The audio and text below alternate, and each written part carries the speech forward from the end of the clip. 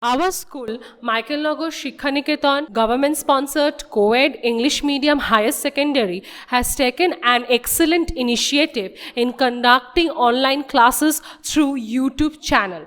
Even in this pandemic situation, our school did not step aback in providing and enhancing knowledge to the students. So, it's a request to the viewers, please like, comment and subscribe. Hello students, again we have come back with a new video where I will be describing the poem The North Ship by Philip Larkin for class 9. So I would request all the class 9 students of our school, whoever is watching this video, I would request them to have the textbook in front of you so that the description of the poem becomes easier, and others who love to listen the explanation are always welcome. So, before I start the poem, The North Ship by Philip Larkin, I would love to read the poem first, then I will go to the significance of the poem, and then I will go to the line by line explanation of the poem. So, let's read the poem, The North Ship by Philip Larkin. I saw 3 ships go sailing by over the sea, the lifting sea, and the wind rose in the morning sky, and one was rigged for a long journey. The first ship turned towards the west, over the sea, the running sea, and by the wind was all possessed and carried to a rich country. The second turned towards the east, over the sea, the quaking sea, and the wind hunted it like a beast to anchor in captivity. The third ship drove towards the north, over the sea, the darkening sea, but no breath of wind came forth, and the decks shone frostily.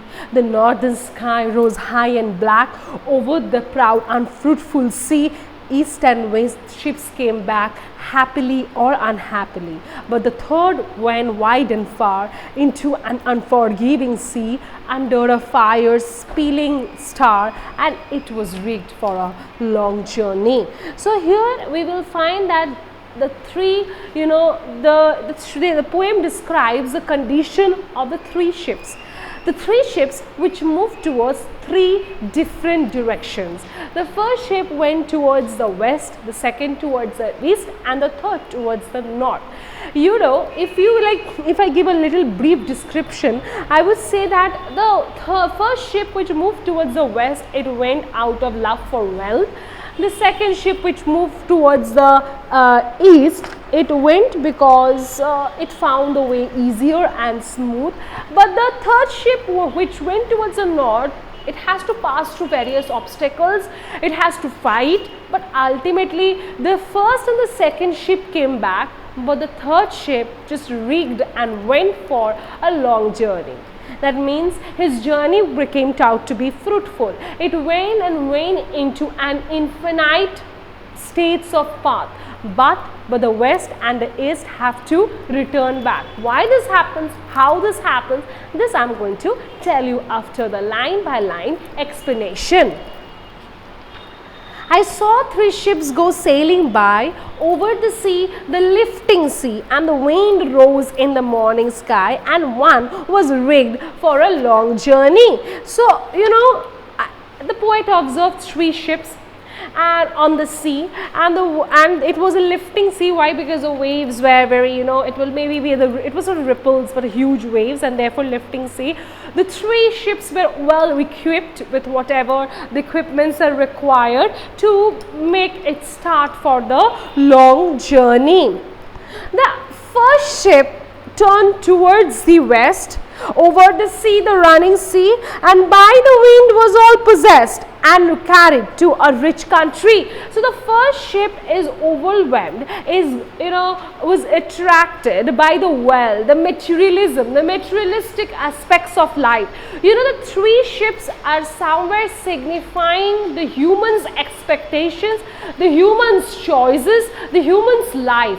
The first ship may signify that part of our life where we, make our decision on the aspect of our greed for all materialistic things, greed of wealth or any other materials. Therefore the first ship had made its journey towards the west because it was overwhelmed by the materials or by the wealth on that path. And as it moved, the wind, and the path is also very simple and very smooth, and the wind was a little very quirky there. It carried the ship towards its destination to a rich country.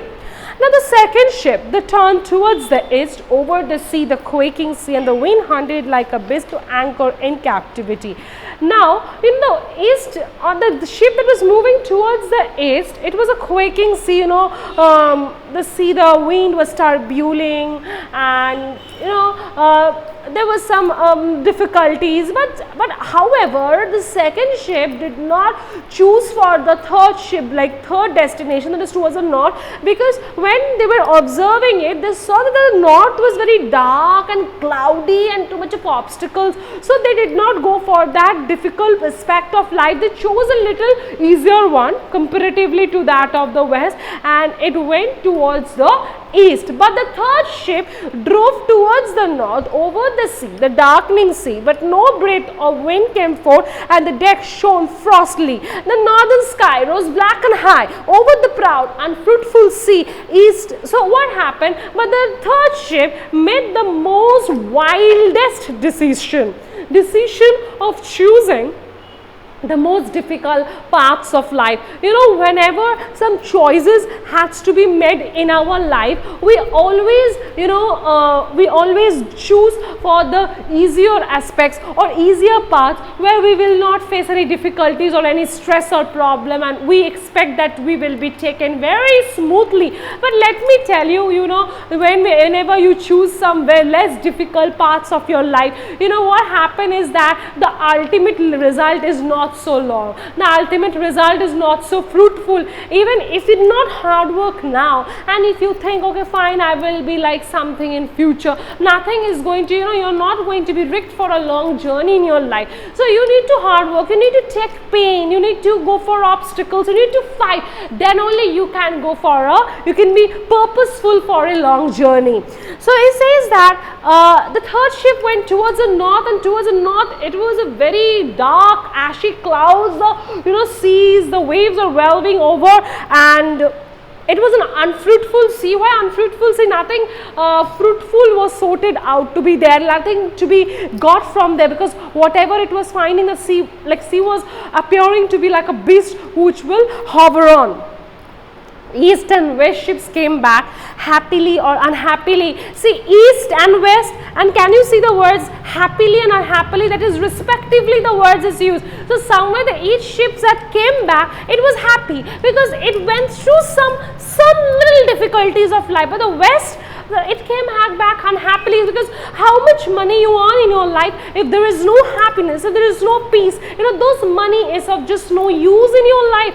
It has lots of well to do, but happiness was not there. The east ship faced some difficulties, and therefore that happiness was there, but they did not meant for a long divine journey. They has to come back, both has to come back to their position. But for the third ship, the destiny was a little different. Let's see what was that. Now the third went wide and far into an unforgiving sea under a fire spilling star, but it was rigged for a long journey. So the third did not thought of anything. So it's in a no risk no gain. The third took the risks of going towards the unfruitful sea, of going towards into the unforgiving sea, and it went on and on and on, and after facing a long obstacles, long problems and long difficulties, it ultimately meant for a long voyage, or then it smoothly went towards its destination for a long journey. The two ships has to come back, but that never returned back because it meant for a long destined journey.